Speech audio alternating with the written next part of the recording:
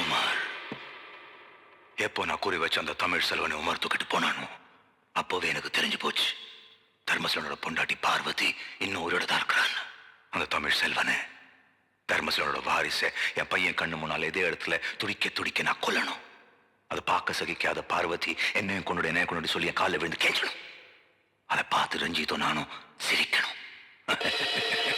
சரி போனா போகட்டும்னு நினைச்சு ஒரு கருணை கொலையா தான் நான் அவளை கொல்லுவேன். மர்சிக்கிளி, கேள்விப்பட்டிருப்பேன். மர்சிக்கிளி, ஆண்டவன் ஒருத்தர் இருந்தா நீ செய்யற பாவத்துக்கெல்லாம் நிச்சயமா நீ அனுபவிச்சே தீருவ. இருந்தாதானே ஆண்டவன் ஒருத்தன் இருந்தாதானே. ஆண்டவனை நம்ம அந்த மேரி அம்மா ஒரே அடியா இந்த உலகத்தையே விட்டுட்டு போயிட்டாங்க.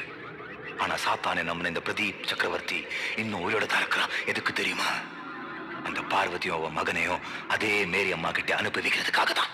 அதே செத்து போன மகனாலே முடியாது, அதுக்கு முன்னால செத்தாரன் கொப்பேன் அவனாலே முடியாது.